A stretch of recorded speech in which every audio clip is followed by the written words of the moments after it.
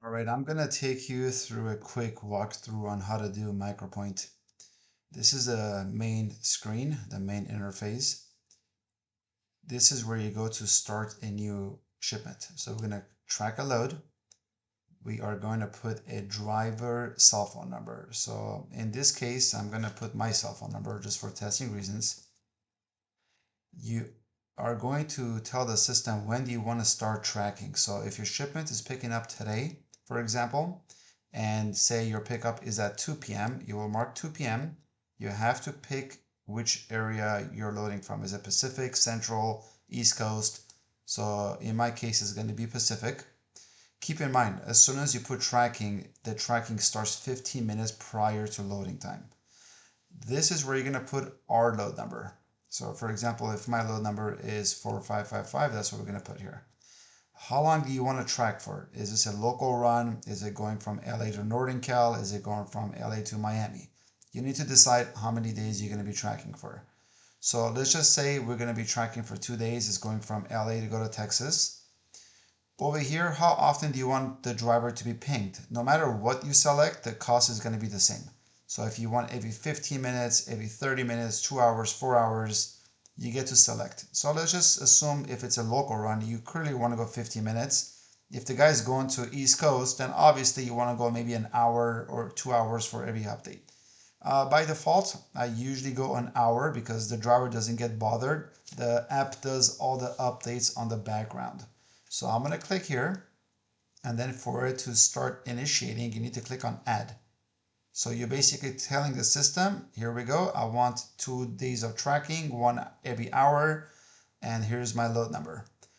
Email copies of updates to. This is where you are going to put your customer's email address, whoever is seeking updates. You can also put your email address so you are also updated in case the truck's running late.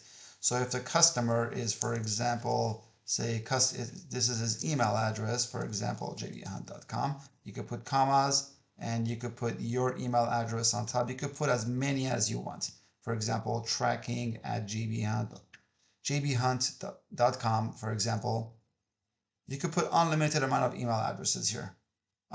Notes, you could put their load number. For example, if their pro number is JB, for example, this is their pro number, you may put their pro number.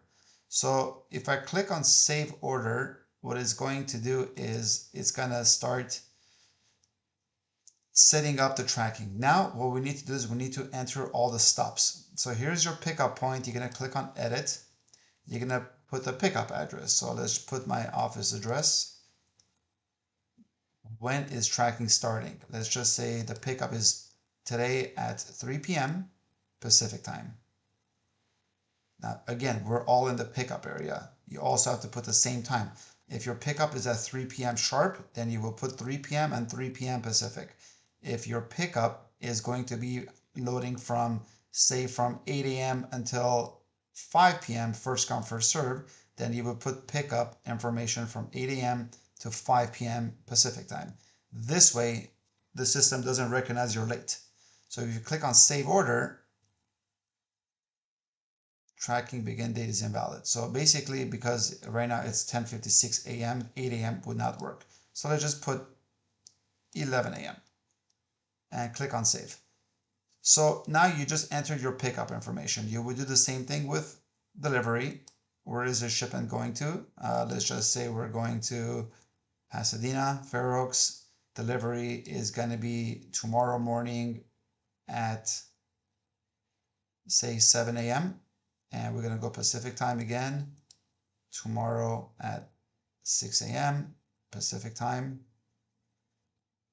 And we are going to click on save. As soon as you get this done, you could add as many stops as you like. If this is all set in stone, looks good to you, return to order. And what is done now is going to send me on my cell phone request to install app. This basically tells me that whoever you're setting up does not have the app installed. Once the driver installs the app, then this would change to waiting for updates. Whenever you see that, that means we're waiting for 11 o'clock to roll around so the driver will get his first ping. As soon as the driver installs it and gets going, it would show as tracking now. If you click on view, basically it would show exactly where the driver's at, where he picked up, and where he is going. So anytime you could click on over here, click on view loads being tracked, and this is how you can tell if your driver is tracking or not, or I can literally tell that the driver never installed the app. This is where you would message a driver and ask him to install the app because tracking isn't working. In a nutshell, that's pretty much Macropoint.